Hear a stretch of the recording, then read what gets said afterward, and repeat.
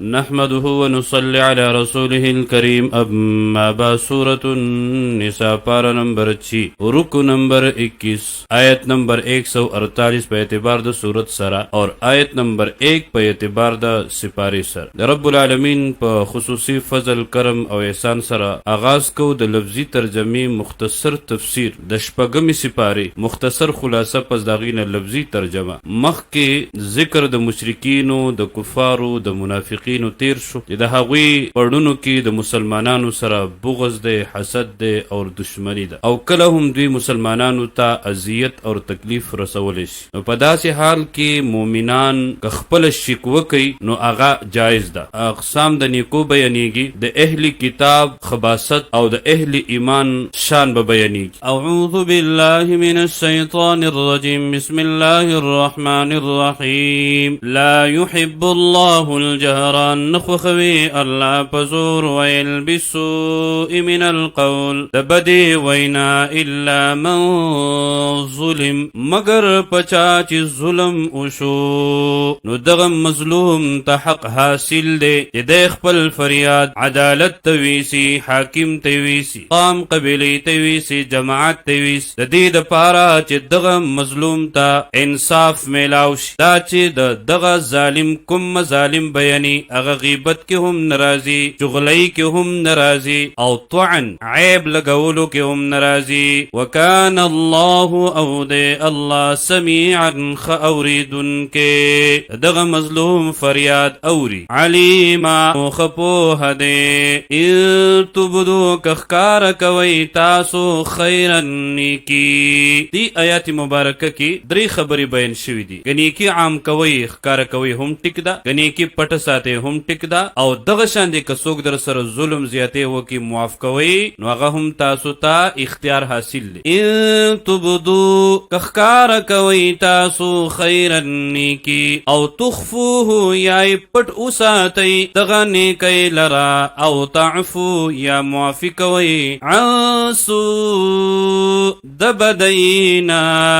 فإن الله نو یقینا الله کان دے عفوا معافی کون کے دا اللہ مخلوق تا معافی وکر اللہ و تا تا معافی وکر قدیر قدرت لرن کے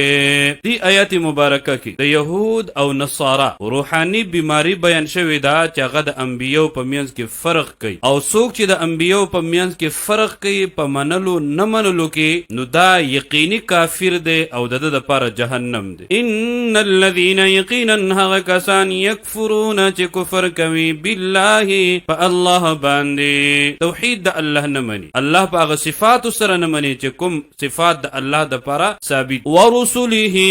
او پر رسولانو د هغه ويريدون غواړي دوی ان يفرقوا جدای پیدا کړی بین الله ورسله ومن د الله او د رسولانو د هغه کې ويقولون وعدوي نؤمنو چې ایمان راوړو من ببعض پبعضو باندې ونکفر او کفر کوو من ببعض پبعضو باندې ویریدون غواړي ان یتخذوا چې جوړ کړي بین ذالک پمینځ دی کفر او ایمان کې سبیلا سلار اولئک دغه ناکار خلق ناکار صفتون ولا هم الکافرون هم دوی دی کافران حقا پاخ یقینی واعتدنا وتیار کړه دې من للکافرین د پاره د کافرانو عذابا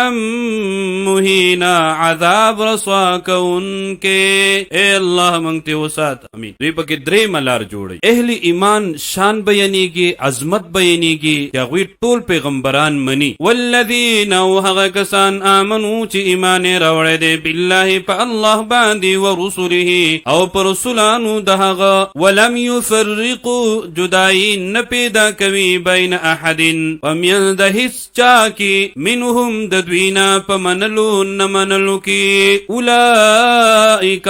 دغه کسان دي کلی صفتون ولخ کلی خلق سوف